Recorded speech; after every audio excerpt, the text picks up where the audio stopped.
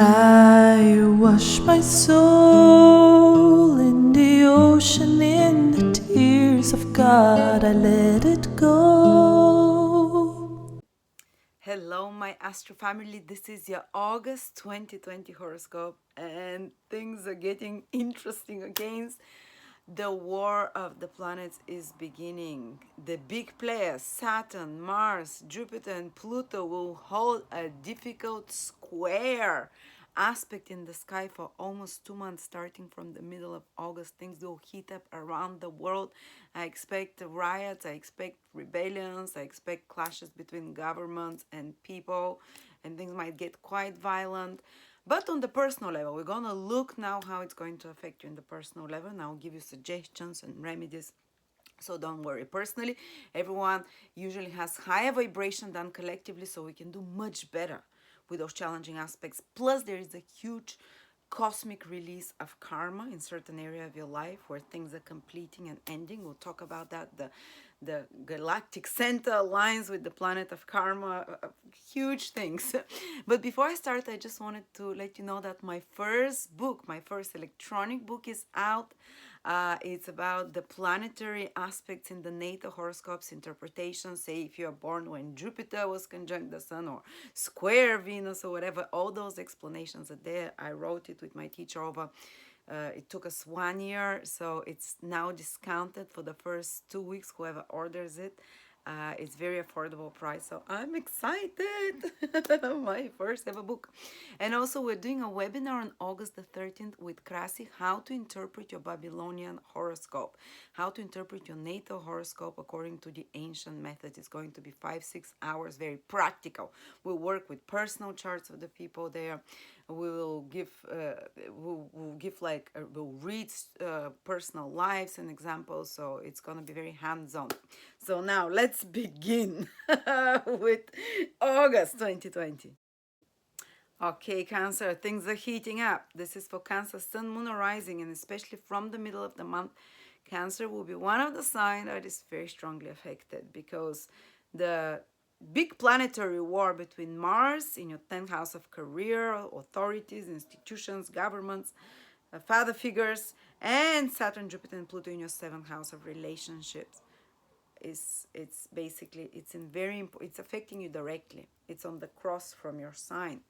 So big changes ahead. This year the cardinal signs are just I mean they're the favorites of the universe, and Cancers, Aries, Capricorns, Libras. Wow. Final push to the end of the year, starting now from the middle of August. But again, these are the times when we can make the biggest changes, because cardinal energy is about changes, moving yourself to, shifting yourself to a very different energy, different life circumstances. And these will affect your career and your personal relationships, so business relationships and client relationships. You can notice, for example, that responsibilities or duties or new initiatives connected to your career, which Mars is trying to start, might clash a bit with your responsibilities and duties to your personal life, to your relationships, to your it can create some tension between you and your partner if you're married, or demands of your career can create some kind of friction there, or maybe a boss, if you have a boss, which is Mars in the 10th house, can be very demanding, can create some friction and stress you out as well, unfortunately. And starting from August might continue up into October, because these planets are holding a tough aspect till October, the first few days of October, starting from the middle at the end of August, approximately third week of August. You can notice a you can notice a strain on your relationships and on your career, but it doesn't mean you can't do something good there, because both Mars and Saturn, which are having planetary war, are in their own dignity. So the final results can be very dignified, can be very good, very powerful. So you might have, for example, some career project, 10th house Mars, that requires a lot of your energy, that requires like deadlines, you're stressing there, and you're working with someone on it. 7th house is partners, to collaborate, and it's stressing, or the people you're working on it with, they might be putting demands. or you might be demanding from them. I don't know. Saturn in the seventh house is how you treat others and how others treat you.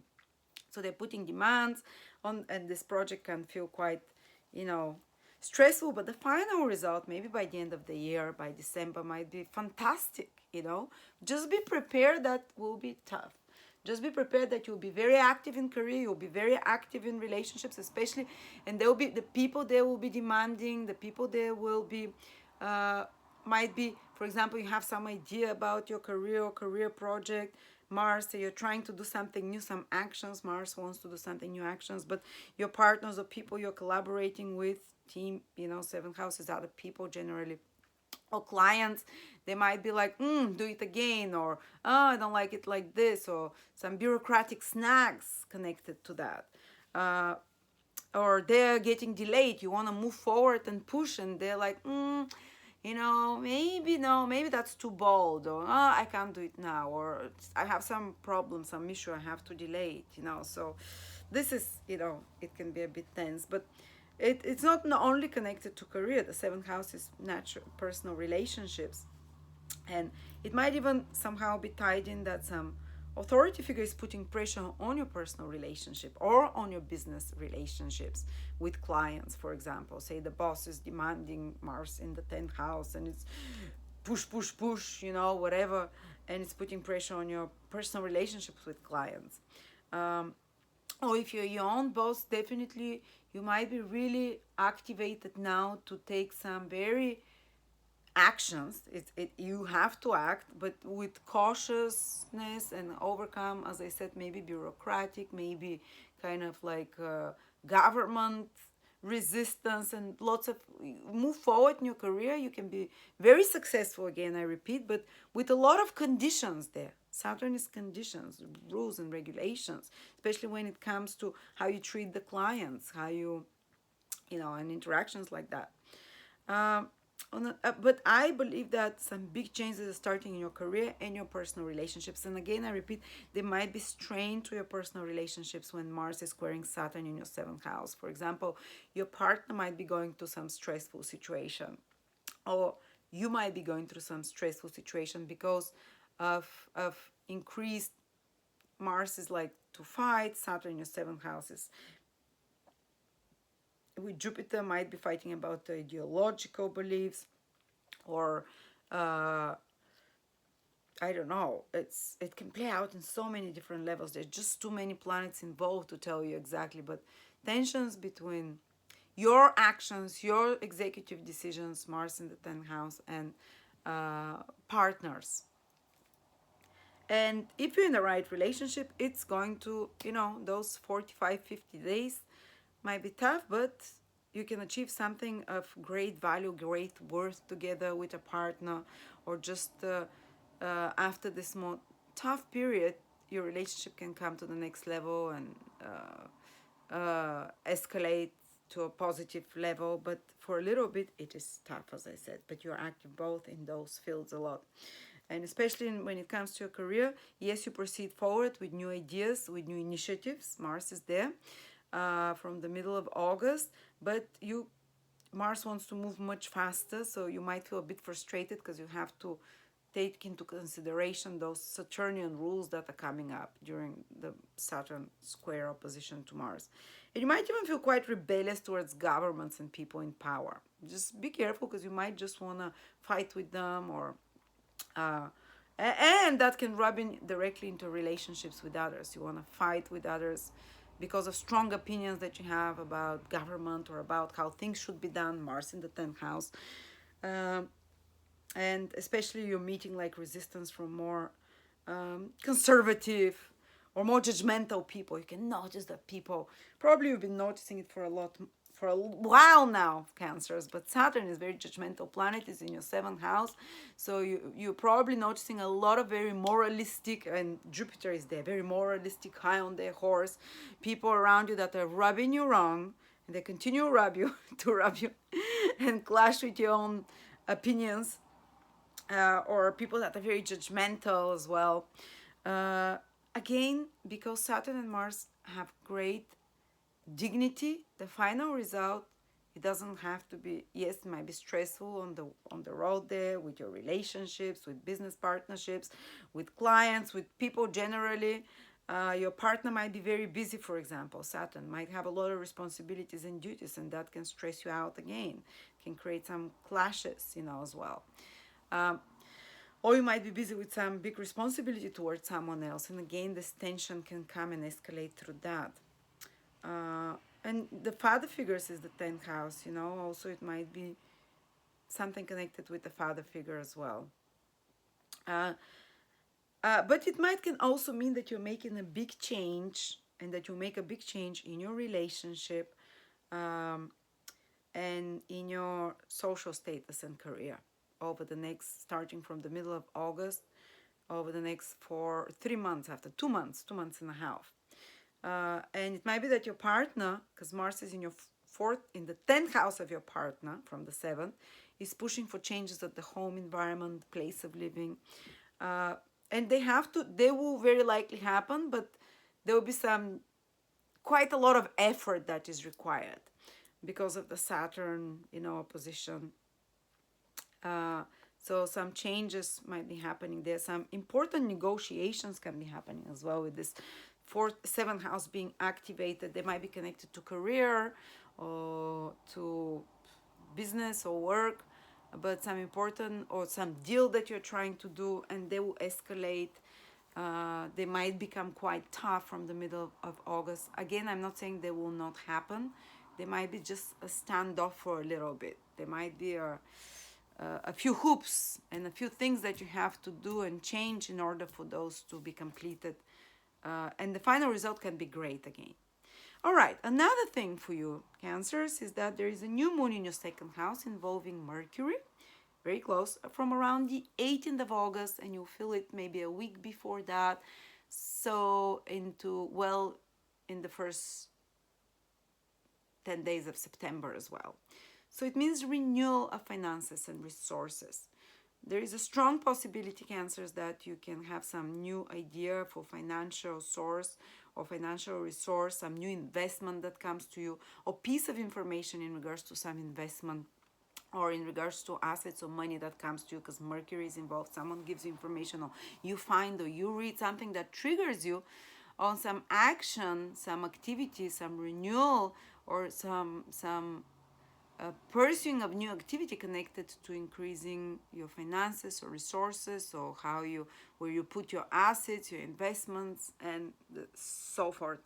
But for example, some of you, it can mean even like getting interested in educational course connected to money, to resources, to finances, interest in such things, or learning and studying more, because Mercury is to learn, to study more, to get more information in regards to those things. Oh, my legs. Oh, you have to see my studio. It's on the floor, surrounded by diapers. Okay.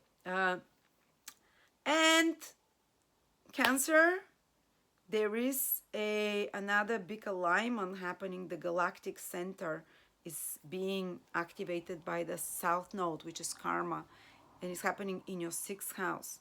So it's a debt. The sixth house rules debts. It might be about time to release some debt you have towards someone, or might be even like the ability to complete a debt, to burn some debts. The galactic center destroys everything that passes through it, so it can take it into the invisible, recreate it, and push out something new from there.